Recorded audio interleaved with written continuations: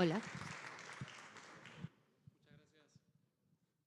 Hola, muchas gracias Roberto, muchas gracias a todos por participar de esta segunda jornada del Festival de Escribidores. Brenda, Gustavo, muchísimas gracias por aceptar nuestra invitación. Narrar Latinoamérica, narrar nuestros afectos. Podría parecer un título redundante, porque es en Latinoamérica, siendo nosotros latinoamericanos, donde están nuestros afectos, o la gran mayoría de nuestros afectos. Es Latinoamérica un continente que creo que a nosotros, los escritores, nos produce afecto, pero también, por momentos, sensaciones contradictorias como el dolor, a veces incluso el odio, ¿no? Pero vamos a comenzar con el afecto. Contigo, Brenda, porque tú te fuiste a vivir a España hace ya algunos años, dejaste esta que es tu tierra. ¿Tú sientes que ese afecto por América Latina ha cambiado escribiendo desde fuera? Sí, hola, ¿qué tal a todas? Gracias por la pregunta. Esta cosa de que ahora primero las mujeres a veces juegan en contra, porque yo quería escuchar qué decía Gustavo, a ver por dónde iba, pero ya empezaremos así. Sí, definitivamente. Yo cuando me fui a vivir a España, todavía estaba en el proceso de escritura de la primera novela y cuando empecé a vivir allá, el borrador final, iba a decir el draft, el borrador final cambió completamente por mi experiencia viviendo allá, porque sí, la distancia, lo estaba pensando ahora la conversación que acaban de tener mis colegas, la distancia te permite entender, digamos, el ecosistema sociopolítico, económico, de los afectos y todo eso desde otro lugar. Y cuando tú te mueves a otro punto de vista que no es el que tú estabas teniendo todo el tiempo porque estabas inmersa en esa pecera, digámoslo, y luego te vas a la piscina y luego al mar, etcétera, por supuesto que cambia. Y a mí lo que me sucedió es que me fui, digámoslo, como muy enojada con México. Yo me fui en 2015 por toda la situación sociopolítica que estaba sucediendo acá, y lo que me pasó viviendo en España es que aprendí a amar a México con todas sus contradicciones, aprendí a comprender la sociedad en la que yo me desarrollé, aprendí a comprender el punto de vista de la gente con la que no estaba de acuerdo viviendo acá, y entendí algo que yo creo que para eso sirve la literatura. Aprendí a que era mejor escuchar antes que estar en contra de lo que podía decir la otra persona, y aprender a lo que decía Dolores y Wilfredo, a entender que lo que está diciendo otra persona puede ser mediado por la tecnología, pero siempre comprender la condición humana hace que veas Latinoamérica de una forma totalmente distinta, y en mi caso con muchísimo más amor que antes. Dime una cosa, por ejemplo, algunas cosas que antes te molestaban de México, ahora las extrañas y las quieres.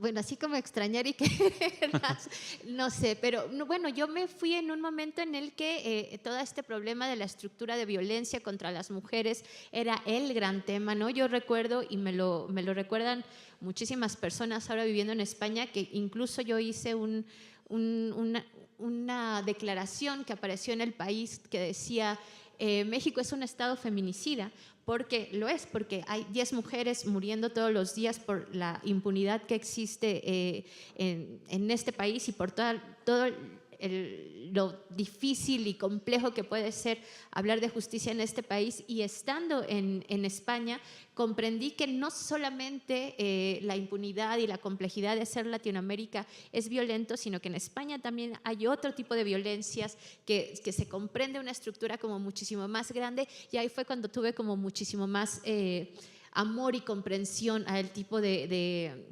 contexto que vivíamos en México, porque lo que empecé a vivir en España, pero yo diría el sueño europeo, me hizo entender muchísima más la complejidad de lo que es decir algo así como México es un estado feminicida, y que luego yo diría, bueno, Europa, la sociedad occidental, el mundo en sí mismo ahora mismo está en un momento bastante violento, y eso no quita que también haya ternura y afecto y etcétera, ¿no? Un poco eso. Ahora, Gustavo, en tu caso, Gustavo, antes de ser, bueno, sí, antes de ser escritor, antes de publicar tu primera novela, en todo caso, se ganaba la vida como publicista, era el publicista más exitoso del Perú, era nuestro Don Draper. Poquito menos guapo, nada más. Pero, ¿a qué iba? A que tu éxito profesional, estoy seguro, te abrió las puertas muchas veces a la posibilidad de vivir fuera del Perú. Es decir, seguramente tuviste muchas ofertas de trabajo para irte fuera del Perú, pero nunca las aceptaste. Tú hasta hoy vives en el Perú, siempre lo has hecho. ¿Por qué tomaste esa decisión y qué crees que ha ocurrido con esa decisión y su relación con tu propia obra literaria? Por cobarde, Raúl. Sí, por cobarde, porque sí, recibí varias invitaciones a trabajar en Nueva York, incluso, que era la meca de la publicidad. Lo sigue siendo, me imagino. Pero yo vivía una situación cómoda, con la familia relativamente feliz, en un entorno en el que se puede decir que era privilegiado. La verdad era eso, ¿no? Y creo que si después no he podido, cuando ya me convertí en escritor, o decidí convertirme en escritor y no migré, fue porque de alguna manera, por dos razones quizá. Porque en primer lugar, ahora el mundo está mucho más interconectado y los relatos, los cuentos, las ficciones de uno pueden viajar a otro país y puede haber relaciones gracias a la tecnología actual, ¿no? El boom ya no se va, el próximo boom, si es que hay un próximo boom, no va a estar necesariamente ligado a estar físicamente en Barcelona, por ejemplo, como aquella vez fue, ¿no? Ahora las condiciones han cambiado para eso. Pero lo otro, y creo que es lo más importante de fondo, tiene que ver con que todo escritor, escriba donde escriba, siempre va a estar con la mente afuera del lugar en donde está escribiendo. Siempre va a ser un migrante mental. Entonces, desde ese punto de vista, yo no he tenido la necesidad de hacerlo. Ahora, tú ves, estás enterado que en el Perú se ha abierto un debate la última semana justamente sobre esa situación. Hay un programa que se ha abierto en las redes sociales de dos escritores muy conocidos, Luis Hernán Castañeda y Iván Tais, que han abierto el debate, que creo que es latinoamericano, sobre la necesidad o no de irse de tu país para ser escritor. Y yo pensaba cuando escuchaba ese debate en una figura como la que nos congrega, que es la figura de Mario Vargas Llosa. Es decir, Vargas Llosa habría alcanzado esa dimensión si se hubiera quedado a vivir en el Perú. Una pregunta provocativa, pero que quería planteártela a ti. ¿Cómo ves esa polémica? Uy, es difícil, qué complicado. Yo creo que los sueños que Vargas Llosa tenía con respecto a lo que él quería hacer no se hubieran logrado si se hubiera quedado en Perú. Pero ser un escritor como Vargas Llosa no es el único camino para ser escritor. Es sencillamente eso. ¿Quién sabe si ahora en estos tiempos, como ya lo dije antes, con todas las interconexiones que hay, la movilidad que hay entre países, quizá su sueño habría estado más cercano sin necesidad de moverse de Lima. Pero en los años 50, 60, yo creo que si su sueño era codearse, o sea, si su sueño era parisino y cosmopolita, pues en una Lima que se veía el ombligo en ese momento, pues era imposible, ¿no? No es el único camino, evidentemente, ¿no? Pero sí, yo creo que hizo lo que tenía que hacer. Brenda, tú hablabas de aquello que ves de tu país desde la distancia europea, desde la distancia de Madrid, y hay un elemento que me parece muy interesante en esa mirada, porque, hombre, nosotros somos latinoamericanos y conocemos sobre todo la realidad de nuestros países y en general del continente latinoamericano, que creo que tiene más similitudes que diferencias entre países, ¿verdad? Comenzando por el idioma, por una historia más o menos compartida, y que creo, no sé qué opinas tú sobre eso, justamente a partir de esta historia tan compleja, tan turbulenta, mestiza, de mezclas, ¿no?, de dolor, es que nosotros podemos ser escritores.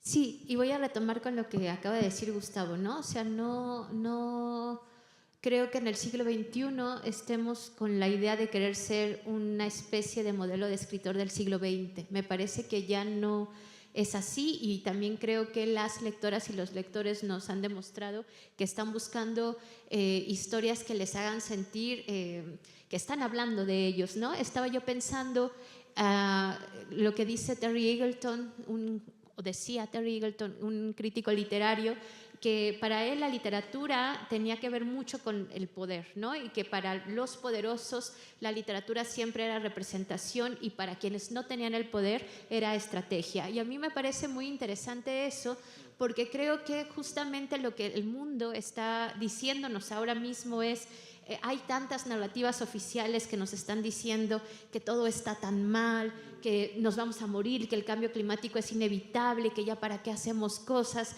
si ya se acabó la imaginación, si ya la gente no tiene ganas de leer un libro, ya todo es TikTok. Y como decía Wilfredo, lo que tendríamos que empezar a entender es que hay como tecnologías o espacios que es el que nos convoca a nosotros, la creatividad, el proceso creativo, en el que sí creo que estamos diciendo, bueno, si el mundo, como nos lo habían contado que iba a ser en el siglo XXI, no es, afortunadamente, con todas estas características que nos unen o que pueden ser contradictorias en América Latina, creo que sí estamos teniendo esta conciencia de decir, vamos a hablar de lo que hemos presenciado históricamente, de lo que estamos siendo ahora mismo y qué vamos a hacer con ello, como una especie de poner, esto yo lo digo mucho con lo que yo escribo, una especie como de dolor de tratar de comprender la condición humana y qué vamos a hacer con ello. Y creo que los libros nos permiten, o yo creo que la literatura en este momento es una de las expresiones artísticas en donde la libertad de expresión sigue siendo todavía nuestra, ¿no?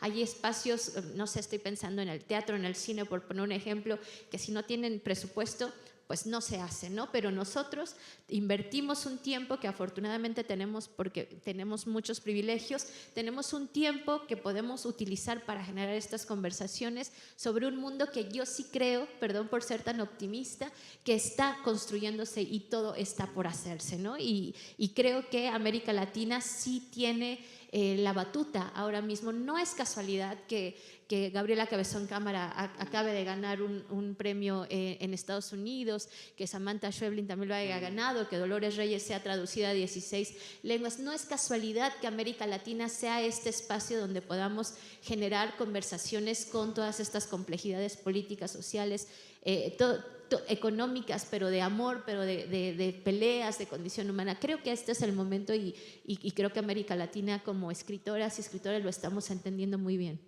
Porque retomo una palabra que has empleado tú y que es el leitmotiv de esta mesa, que es el afecto.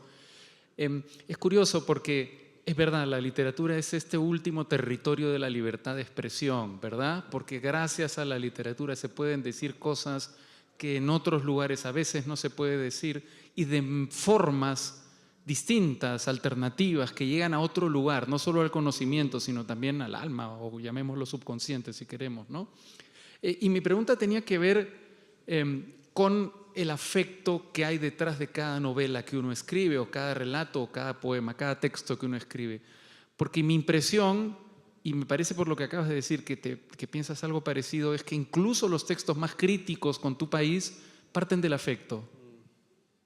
Sí, me gusta mucho que lo pienses así, porque yo tengo de formación sociológica y económica, porque ese es lo que estudié, ¿no? Y siempre tengo, o sea, siempre estoy pensando estructuralmente, ¿no? Y cuando me dicen, bueno, tú hablas de maternidades, de cuidados, etcétera, yo pienso, sí, pero justamente hablo de maternidades y de cuidados porque para mí es una crítica específica del sistema político económico que estamos viviendo actualmente, que está construido claramente por los afectos, ¿no? O sea, las mujeres cuidan y sostienen muchas sociedades porque aman a las personas que tienen alrededor. Las redes de mujeres que sostienen, por ejemplo, este país, lo hacen por amor, pero porque no tienen de otra, ¿no? Pero los hombres también son los ganapán porque quieren sostener espacios en los que sus familias, sus seres queridos quieren tener una vida digna. Entonces sí creo que todo motor político, todo motor de la condición humana siempre parte de este sentimiento que hemos llamado ahora mismo amor, pero, o sea, vuelvo a mi deformación sociológica. En el siglo XIX las maternidades eran una cosa completamente distinta y si el niño se moría, bueno, pues ya se murió, porque, bueno, no teníamos esta idea del modelo tradicional de la familia y que las madres teníamos que ser amorosas y los hijos también y etcétera, ¿no? O que teníamos que ser todos Montessori, ¿no? O sea, como hemos cambiado como la forma de pensar, y siempre ha sido por el afecto, ¿no? De hecho, si ustedes lo piensan, la mayoría de los sistemas económicos o de los dictadores o de las personas que tienen poder siempre están hablando de amor, siempre se hacen las cosas por amor. Las cosas más terroríficas que hemos visto en la historia se hacen por amor. Pero ahí es, a ver, no es el mismo amor que demuestra un escritor que escribe una novela por su país, el que dice tener un dictador por su pueblo, que en el fondo es un pretexto, ¿no? Este está bueno y me gustaría saber qué piensa Gustavo, porque en el fondo nosotros somos un poco dictadorcillos en nuestros mundos, en el universo literario, ¿no? O sea, yo siempre cuento esta anécdota que tiene mucho que ver con los afectos, pero creo que va de otra cosa. Yo en mi segunda novela, no voy a hacer ningún spoiler porque en la primera página lo dice, es un chico que se suicida, y cuento un poco ahí la historia de la hermana. Y yo me acuerdo que cuando cerré el tercer capítulo, que es en donde ella ya viene a México, es una familia que vive en Madrid y viene a México a dejar las cenizas con los abuelos, es cuando ella tiene el dolor, ¿no? El verdadero duelo. Y yo me acuerdo que cuando terminé ese capítulo, terminé así como, Dios, ¿no? O sea, ya está en el duelo, y fui con mi hija, que en ese momento era adolescente, le dije, quiero estar aquí contigo un ratito, me voy a quedar en tu habitación. Y ella me miraba como, ¿qué hace esta mujer, no? Y yo me quedaba así como diciendo, Dios, o sea, estoy hablando de un adolescente, lo político, etcétera, y me dice, ¿pero qué te pasa? Y le dije, es que se ha muerto el personaje de mi novela, ¿no? Y mi hija me vio con una cara de asombro y me dijo, mamá, pero tú lo mataste, ¿no? O sea, por favor, ¿no? ¿Qué incongruencia es esta? Y era como, pues sí, porque se tenía que morir, ¿no? O sea, ahí había como una dictadura de la ficción de sostener ese universo que era como, tiene que ser así. Y yo creo que esa es la idea que tienen las personas. Yo no creo que una persona se despierte diciendo, uy, voy a hacer el mal porque odio a todas estas personas. Se despierta pensando, creo que mi visión es la que realmente importa y voy a tratar de ponerla ahí por amor a sus propios valores. Me parece, pero me encantaría que Gustavo me ayudara a contrastar eso. Déjame añadir una cosa nada más a lo que tú acabas de decir, que me parece muy interesante, porque parte del trabajo del escritor es ser capaz de entrar en el alma de un dictador, no juzgarlo, pensar como él, ponerse en la posición de él y responder a la misma lógica que hay detrás de sus actos, ¿no? Bueno, no saben lo contento que me hace que estemos hablando del corazón de la literatura, de dictadores, ¿no? Del corazón de la literatura, los afectos. En un foro como este, además, en una universidad dedicada, ¿no? A la empresa, al emprendimiento, a la innovación, ¿no? Porque a mí me llama mucho el club de lectura, a veces por Zoom, otras veces de manera presencial, y en uno de hace poquito, donde la gran mayoría eran tecnócratas, hombres, mujeres, tecnócratas, profesionales, y cuando decían que estaban leyendo, la gran mayoría de libros que estaban leyendo eran ensayos, y Harari, el gran dios, ¿no? O libros tipos de Tipping Point, no sé, ¿no? Entonces, todos esos eran. Y solo una persona por ahí decía, estoy leyendo esta novela, ¿no? Y yo decía, yo me mordía, ¿no? Lo estoy diciendo, pero no se dan cuenta cómo están desperdiciando su capacidad al dejar de lado, al desprestigiar de lado el poder de la literatura, de la ficción, de las novelas para formarse integralmente. Porque para empezar, ya siendo funcionales, leer una novela, una buena novela, es mucho más retador que leer un buen ensayo.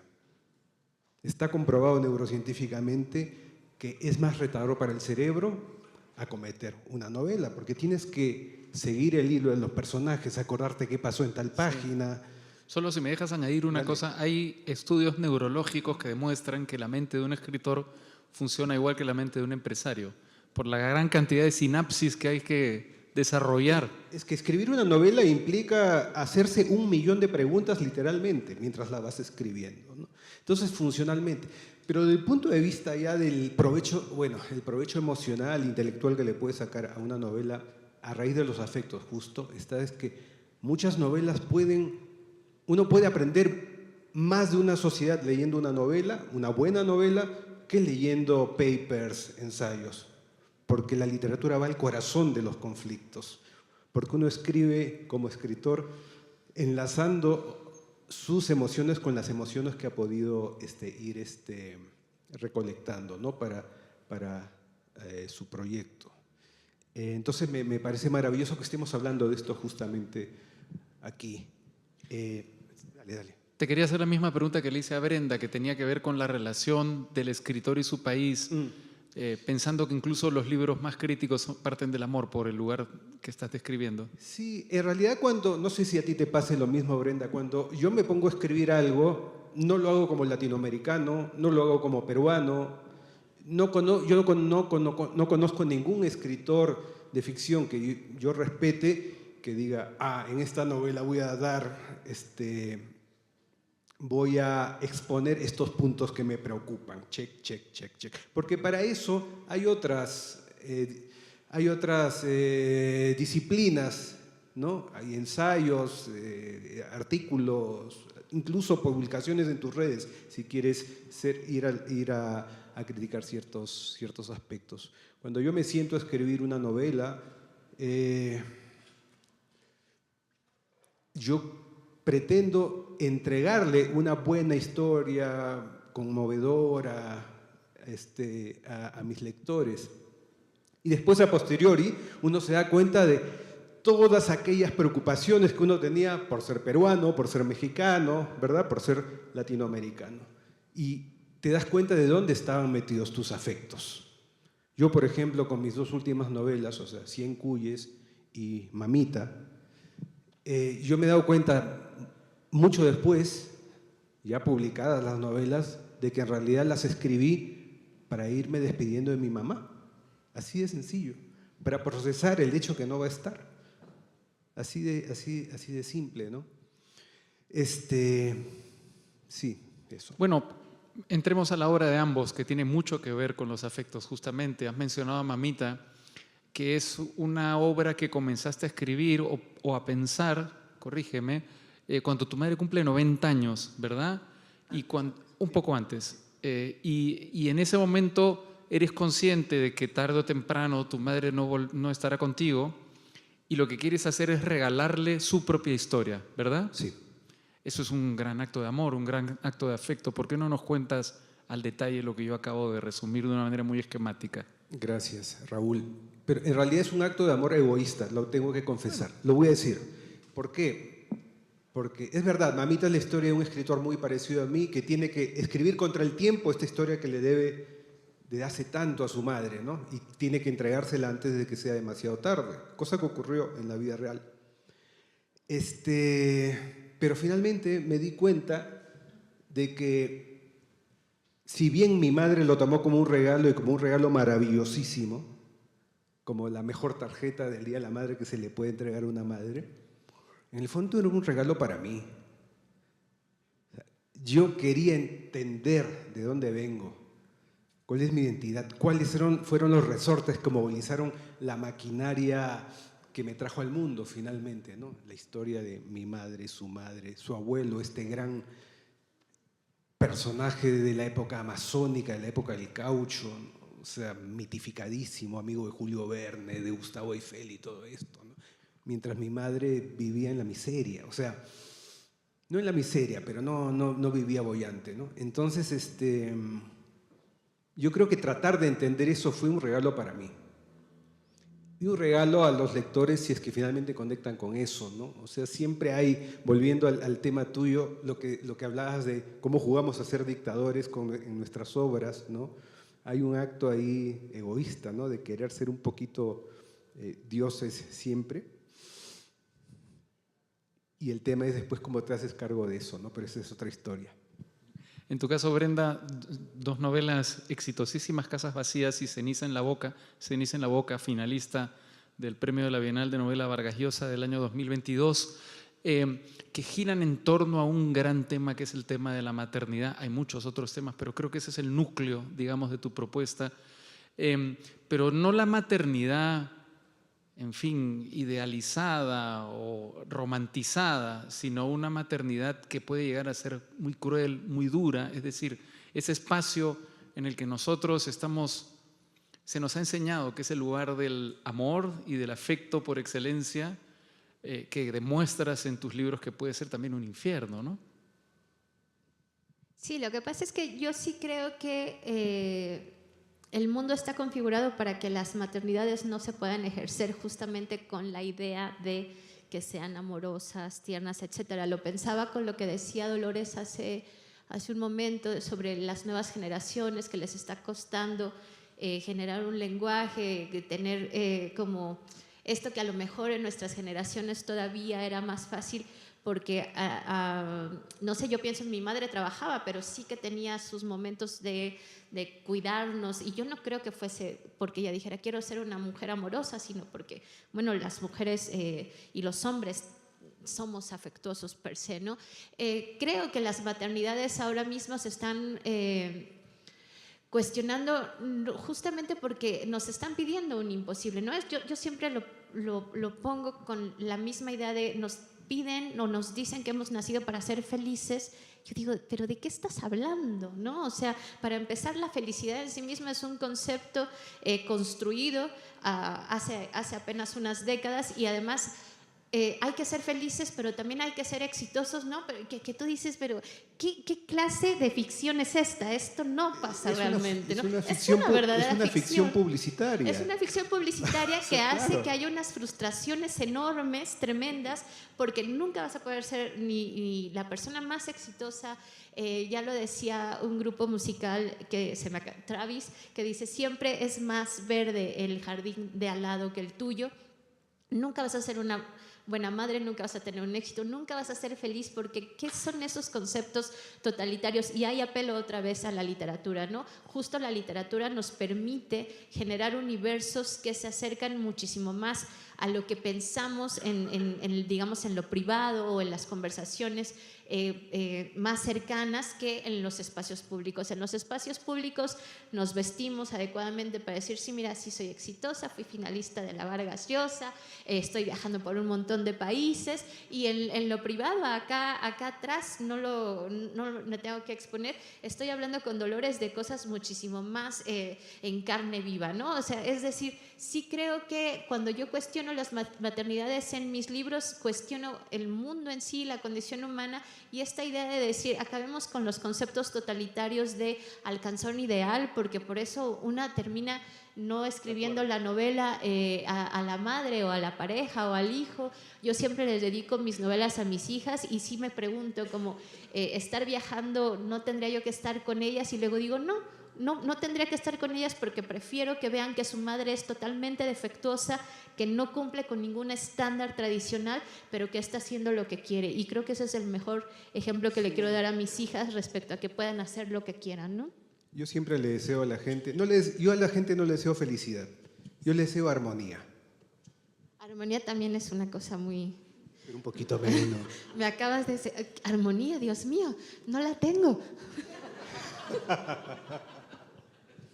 Pero a pesar de todo, parecen dos personas bastante felices los dos. Somos felices. Es que depende qué es la felicidad, ¿no?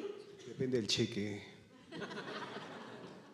No, sí, a ver, ya que estamos hablando de afectos, y me voy a poner un poquito cursi, yo siento que tengo más armonía desde que...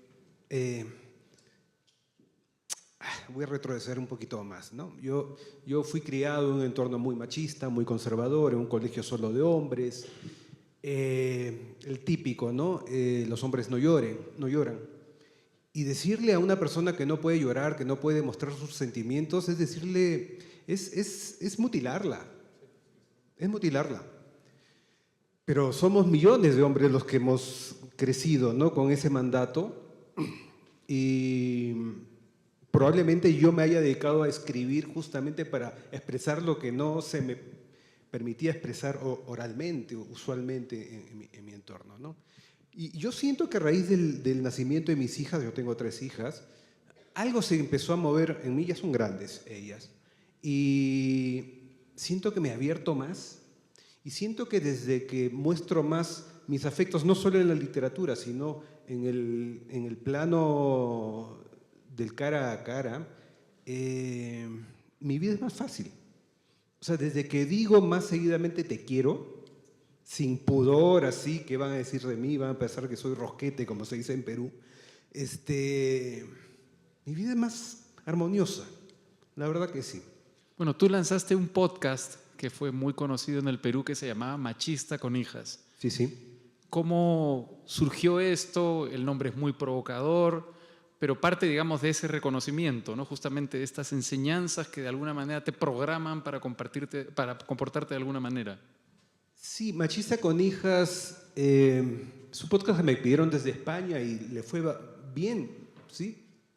Porque yo creo que hay mucha gente que conecta con lo que estoy diciendo en este momento, solo que no se atreve a decirlo por miedo al que dirán. Yo había escrito una novela que se llama 30 kilómetros a la medianoche, la historia de un padre que teme que su hija haya sido víctima de un feminicidio.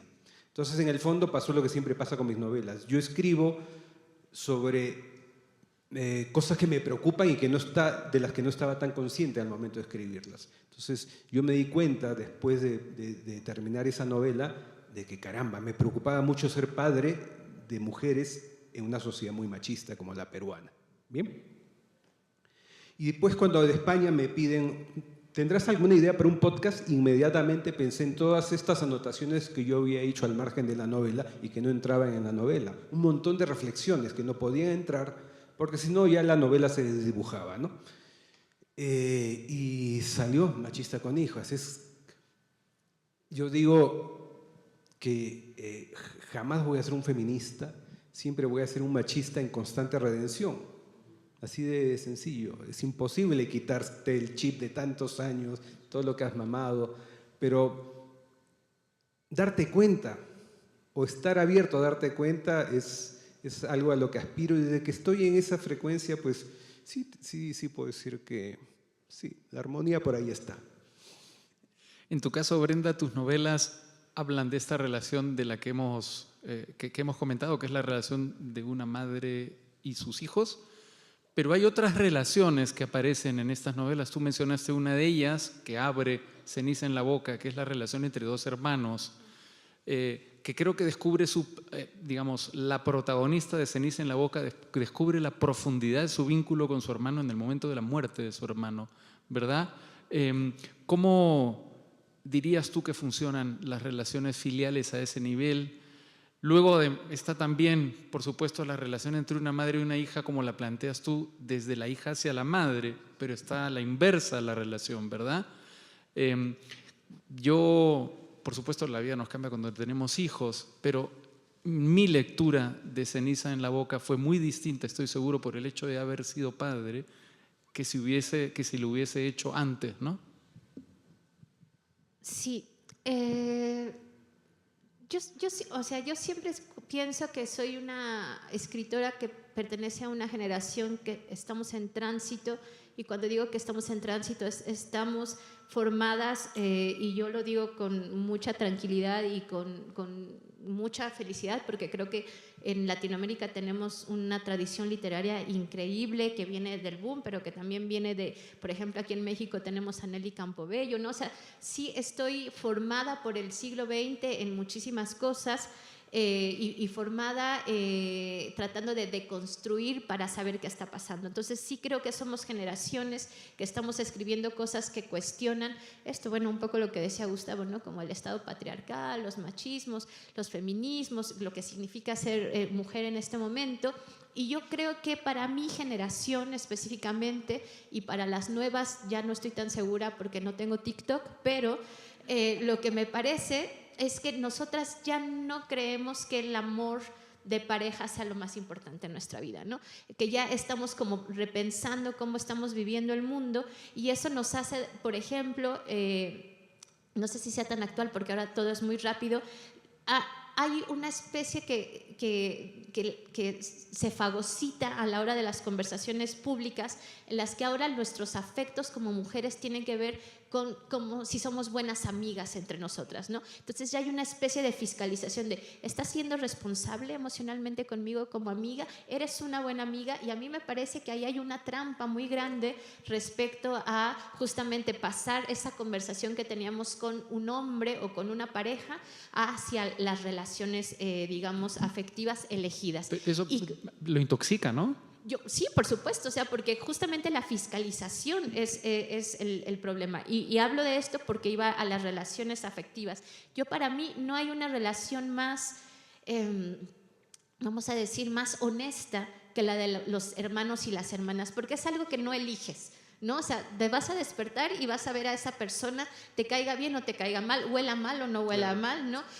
Haya comido bien o no, o sea, tienes que convivir con ellos y de una forma los quieres y los odias mientras vas creciendo, pero es la más honesta porque no te tienes que bañar y ponerte guapa para caerle bien, no tienes que ser la mejor persona, eres en sí mismo, ¿no? Y me parece que esa honestidad es algo que tenemos que empezar a mirar con otros ojos, porque venimos de una cultura judeocristiana que nos dijo que Caín y Abel, pues, no salió bien, ¿no? Esa relación no salió bien. Pero sí creo que ahora mismo, y pensando en América Latina, son esas redes de hermanos y de hermanas, nos caigamos bien o nos caigamos mal, que decimos, me cae mal, pero cuenta conmigo, ¿no? Y ese me cae mal o te quiero mucho, pero ahí estamos, es parte de lo que genera que América Latina siga sosteniéndose a pesar de todas las cosas, ¿no? Y eso me parecía interesante preguntarlo, porque yo creo que nunca tengo una respuesta. Ayer Mariana Travasio, una escritora argentina, decía, una escribe para preguntar mejor, para quedar con una mejor duda, para seguir problematizando eso. Y yo creo que la relación entre hermanos y hermanas es algo que también nos puede dar luces ahora mismo, en el que creemos que no podemos hablar con quien piensa distinto.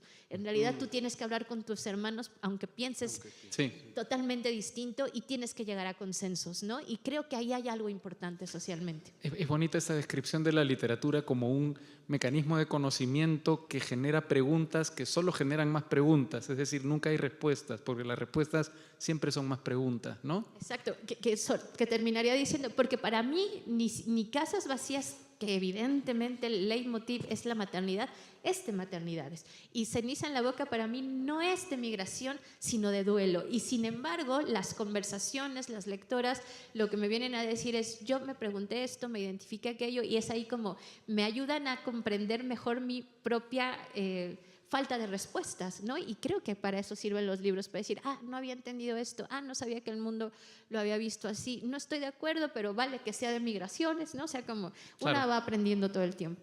En tu caso, el amor filial entre hermanos está más bien en madrugada, ¿verdad? Sí, yo algo tardíamente empecé a colocar en mi literatura personajes basados en personas muy cercanas a mí, mi familia, y con madrugada empieza, ¿no? Con un hermano mayor que yo tengo que me lleva 10 años, lo retrato ahí de alguna manera. Me quedo pensando en lo que acabas de decir sobre cómo se puede trasladar esa honestidad, esa honestidad sin llegar a ser Caín y Abel con el resto. Creo que es el gran reto que tenemos en esta sociedad, en la cual, en vez de debatir o de poner en la mesa nuestras ideas, ponemos en la mesa nuestra identidad. Y eso es terrible, porque implica que si tú piensas distinto de mí, lo que queda implícito es que me estás anulando, yo no debería existir, ¿no? Eso es lo que pasa cuando peleamos por identidades. Es lo que está pasando en las elecciones actualmente, lo que va a pasar en nuestro país dentro de poco, Raúl, ¿no? Entonces, este tipo de diálogos, este tipo de literatura de la que habla, la que hace Brenda, estos personajes que nos interpelan y nos dejan más preguntas, creo que son más importantes hoy en día para nuestra supervivencia social que la lectura de textos que supuestamente nos dan grandes respuestas, ¿no? Y jamás Jamás vamos a encontrar las grandes respuestas en ningún tipo de texto, ¿no? Y eso debe quedar claro. Y otra cosa que debe quedar claro es que yo creo que tenemos que prestigiar el hecho de que no sepamos algo. Prestigiar el hecho de saber decir no sé alguna vez. Pero eso creo que solo se consigue pues leyendo y leyendo y leyendo y dándote cuenta de que me encantó lo que dijiste, ¿no? De que leer más es ir filtrando y purificando tus dudas finalmente, ¿no? Estaba pensando mientras te escuchaba hablar de Twitter, o X, Sí. como lo llaman ahora, porque cuando surgió, todo el mundo pensaba que ahí estaba la verdad. ¿Por qué? Porque X era un mecanismo que permitía, Twitter en su momento, cuando surge, era un mecanismo que permitía de una manera ultra democrática que todo el mundo opinara.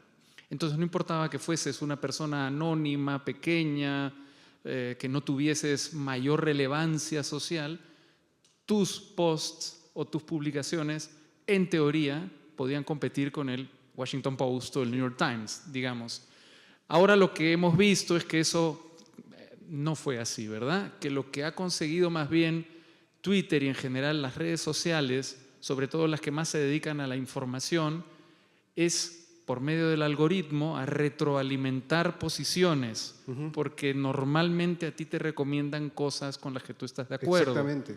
Y ese es un problema, porque la única manera de darnos cuenta que estamos equivocados Es ver al otro. es escuchando pues, Al los otro, argumentos escuchar al contrarios, otro. ¿verdad? Sí. Pero es una maravilla lo que están diciendo, porque lo que están diciendo es que la literatura es más importante que nunca. Totalmente. Y por eso es que me da tanta cólera, Raúl, lo que yo conté hace un ratito. O sea, ver gente que no pasaba de la literatura y decían, pero ¿qué están locos? No, no están locos. El algoritmo les está diciendo que lean eso justamente, ¿no? Y estamos viviendo, yo coincido con Brenda, que estamos viviendo tiempos muy raros, muy curiosos, por decirlo lo menos. Estamos viviendo la época de Gutenberg, pero con esteroides. De verdad, todas las revoluciones que estamos teniendo actualmente hacen que nosotros estemos flotando así, estilo perrito, tratando de asirnos a algo, ¿no? Pero se me fue la idea. Gracias por la imagen. El perrito. Perro calato peruano, en todo caso. Perro sin pelo peruano. No, ya me acordaré, perdón. Yo quería, nos quedan unos minutos antes de darle preguntas al público. Una curiosidad, una absoluta impertinencia, Brenda, ya que estamos hablando de afectos. Ay, me encanta. ¿Qué es lo primero que haces cuando vuelves a México? ¿A quiénes ves cuando vuelves a México? ¿A quiénes más extrañas y te reencuentras con ellos en México? Al maíz. Mi encuentro es con el maíz. Lo primero que hago es ver en qué hotel me voy a hospedar, ver si va a haber buffet, porque sé que va a haber tortillas hechas a mano y que voy a comer maíz y me emociona mucho. De hecho, me acuerdo que cuando estuvimos en la Bienal de Vargas Llosa, había pasado un tiempo muy grande que no había ido yo a México y me preguntaron, bueno, ¿tú piensas que vas a ganar? Sí, yo ya gané, me comí 5 tortillas de maíz en la mañana y no lo tenía planeado hace un mes, ¿no? O sea, para mí realmente el maíz es algo que creo que nos configura realmente a América Latina. Cuando me invitan a América Latina digo, pero por favor, qué privilegio tengo yo y solo escribí un libro, por favor, ¿no? Y además esta cosa de desayunar con algo calientito, ¿no? Cuando un caldito dices, estoy en América Latina, siempre estoy encontrándome con el maíz y luego con todas esas relaciones afectivas elegidas, por supuesto que con mi familia que vive acá, pero las relaciones elegidas son las primeras que vengo a ver y nunca me falta tiempo, pero quiero cerrar mi participación diciendo algo que me parece muy importante sobre Twitter. Yo antes de ser escritora era tuitera, ¿no? O sea, por ahí de 2008, 2019 me metí a Twitter y yo mi primera novela la puse ahí en PDF online para todas las personas, se distribuyó, se fue de boca en boca y eso fue lo que hizo que me buscara un agente y se publicara, etc. Había esa cosa que sentía como muy democrática, en el que yo, sin ser realmente alguien dentro de la literatura, de pronto empezaron a leerme porque decía 3, 4 cosas simpáticas en Twitter, y el dueño, que ni siquiera lo vamos a mencionar para que el algoritmo no nos lo traiga, dijo eso, ¿no? He comprado X para romper esa idea de que podía ser democrático, ¿no? Y ahí es en donde yo digo, si yo, que era una simple tuitera, pude lograr conectar con la literatura, imagínate el poder de la literatura, ¿no? O sea, de verdad, imagínate el miedo que da usar el lenguaje, que prefieren romper el algoritmo para que se quiten esas conversaciones. Solo quería anotar mi pequeña experiencia en Twitter. Eso, rompamos el algoritmo. Y felicitaciones a la producción del evento que te han llevado a un hotel con tortillas. Así es, muchas gracias.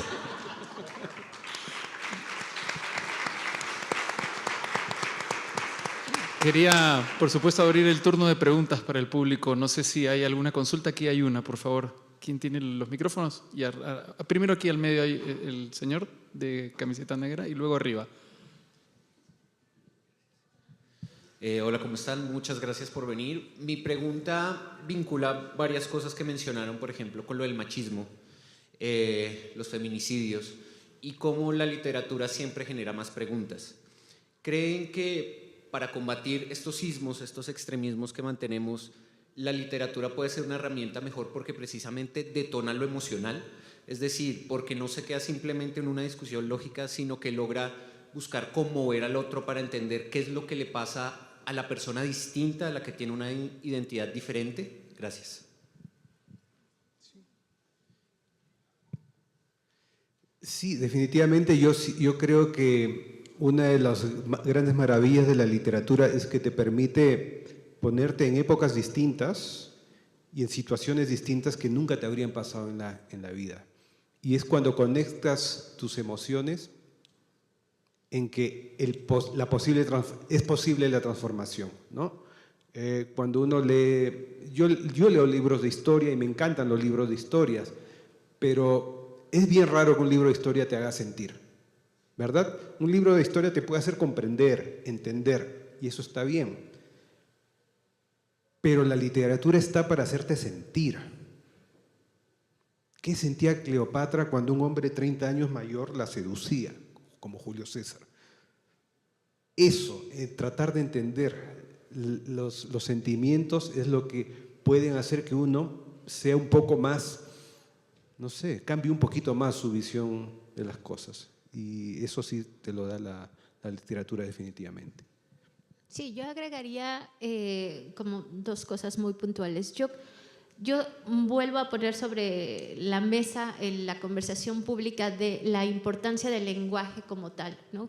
Y a mí lo que me interesa de la literatura, y yo siempre defiendo muchísimo la ficción, puede existir todos los géneros, pero yo el que más defiendo en sí es la ficción, en lo que me haga pensar justamente en personajes que no soy yo, en lo que puede pensar un niño de 14 años que se arroja del 5º piso de un edificio, una mujer que vive circunstancias que no he vivido yo, porque eso me hace salir de mí.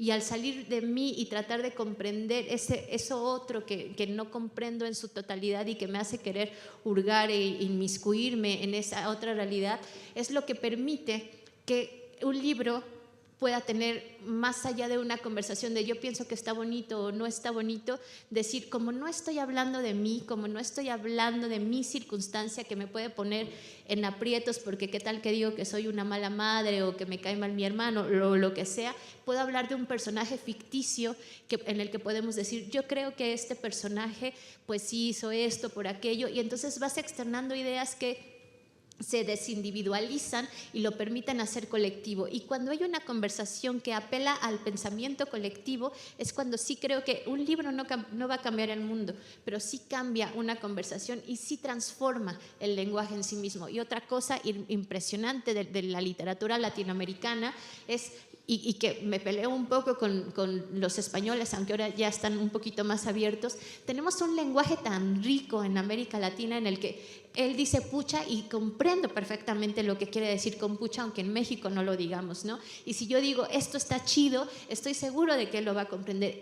Tratar, además de conectar esas palabras tan ricas, tan vivas, que se van transformando en algo que no es tuyo, sino que es ficción, es lo que permite que digamos, es que no estaba hablando de mí, estaba hablando de este personaje, por ende te permite estar en algo neutral, pero bastante, yo ni siquiera separaría lo intelectual con lo emocional, sino como estar en la armonía que busca Gustavo, no en esta armonía de decir, puedo hablar de lo que sea porque hay un lenguaje ahí que nos conecta, ¿no? Eso me parece lindísimo.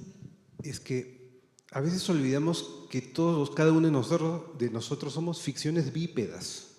O sea, la conciencia es un gestor que trata de alinear más o menos de manera digerible toda la cantidad de ficciones que tenemos adentro, ¿no? Entonces, como somos ficciones bípedas, otras ficciones nos ayudan también a ponernos en perspectiva. Déjame contar una historia. Sí. Que tiene que ver con la pregunta que ha planteado el caballero. Cuando Naipaul llega a la India para conocer el país de donde proviene su familia, de pronto termina en la zona que había estado en disputa entre India y China. Y recorre esa zona preguntando a la gente por la guerra y descubre a un inglés que estaba en esa zona, en un lugar pues absolutamente remoto, a un inglés al que yo siempre me imagino con una pipa y un pantalón a cuadros en la India, en esa zona de la India, en frontera con China, y el inglés le cuenta que ha peleado en la guerra del bando de la India en contra de China. Y Naipaul le hace la pregunta obvia, ¿no? Le dice, pero ¿tú qué tenías que hacer en esa guerra? ¿Por qué te metiste? ¿Por qué arriesgaste tu vida en esta guerra de dos países que te son ajenos? Y entonces el tipo hace así a los enormes campos por los que se había peleado y dice, yo no iba a permitir que los chinos me quitaran mi campo de golf. ¿Por qué cuento esta historia? Porque esa es la literatura. Es decir, cuando uno lee un libro de historia, hay explicaciones para esa guerra, que son explicaciones históricas y lógicas.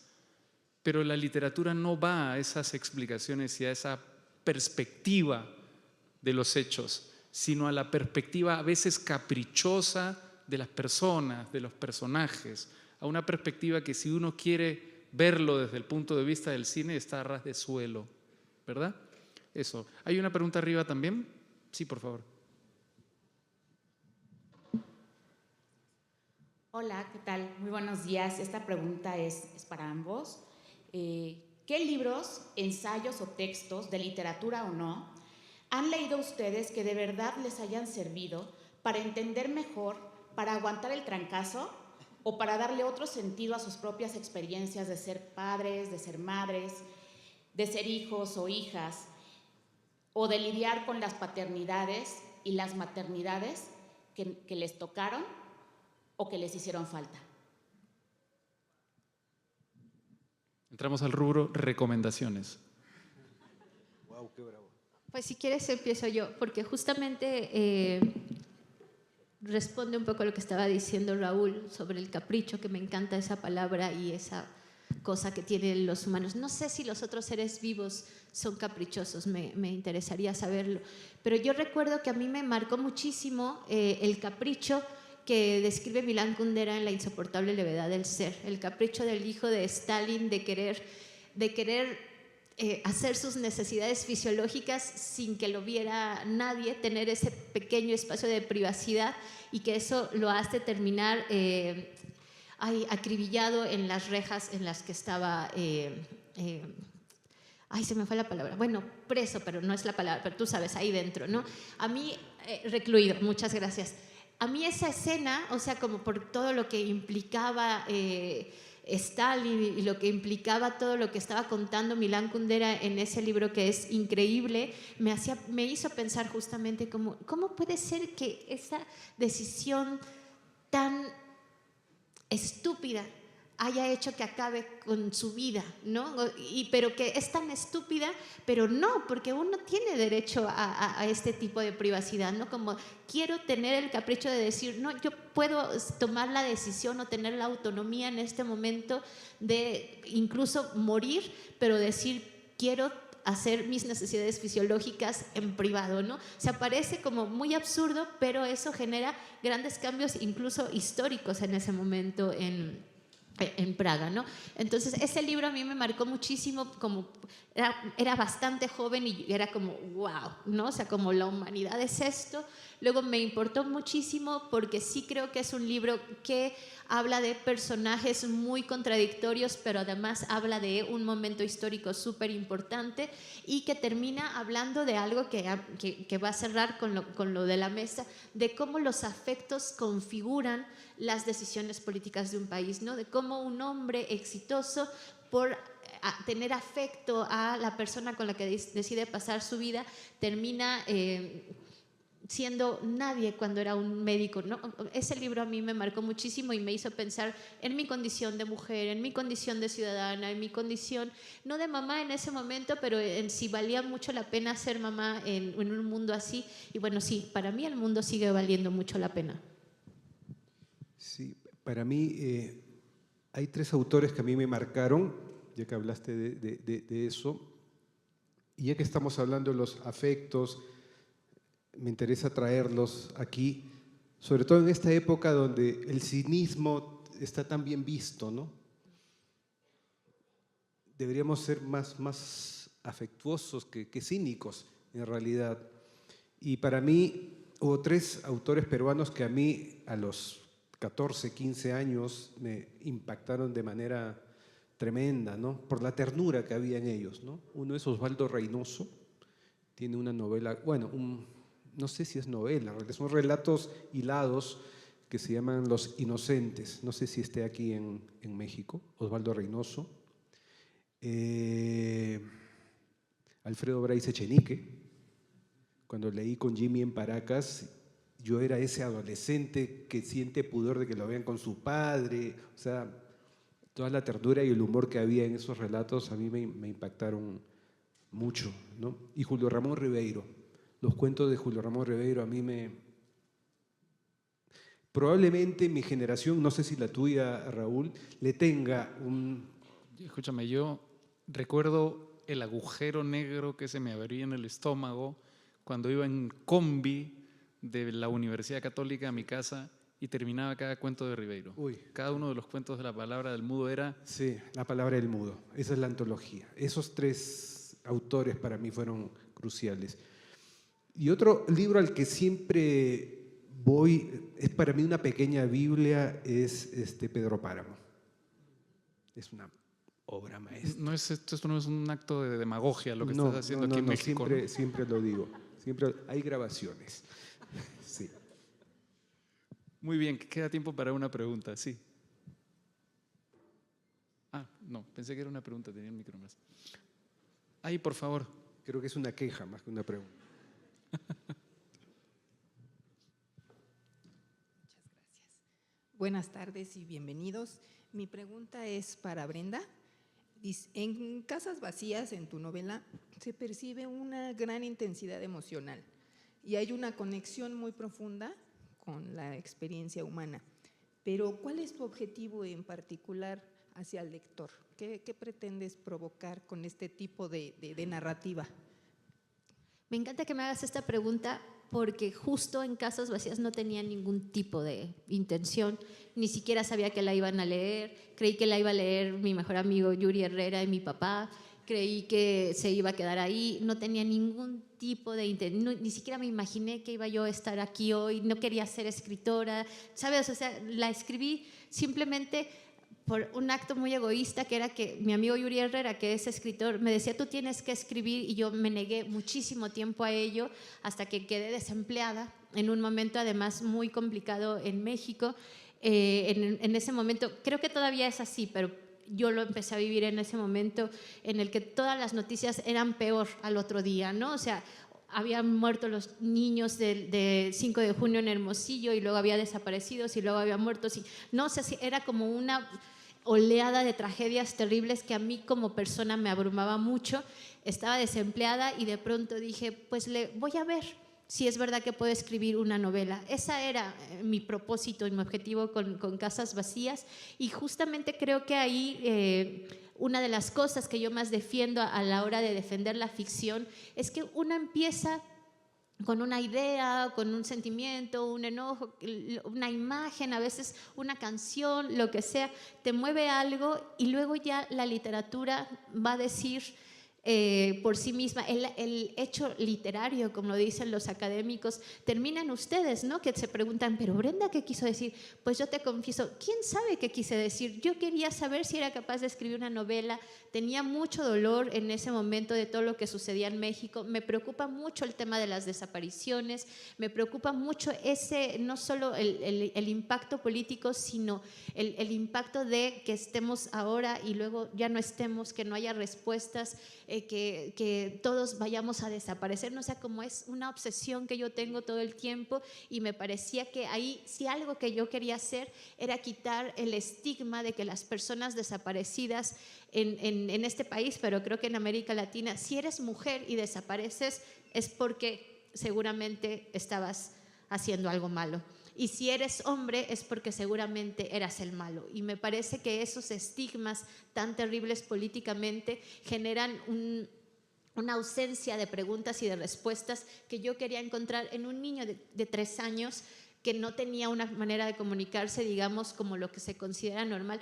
¿Quién iba a decirle a un niño de 3 años, eres el malo o tú te lo buscaste, ¿no? Al poner como quitar todos esos prejuicios sociales, quería saber qué podía pasar alrededor y bueno, la escribí, pero no pensé ni siquiera que iba a tener lectores, la verdad, ¿no? Eso es lo lindo de la literatura, que los libros caminan solos, afortunadamente. Brenda, Gustavo, los quiero mucho, o para mantener la nomenclatura de esta mesa, siento quiero un gran mucho. afecto por ustedes. Muchas gracias a ustedes también. Gracias. Gracias.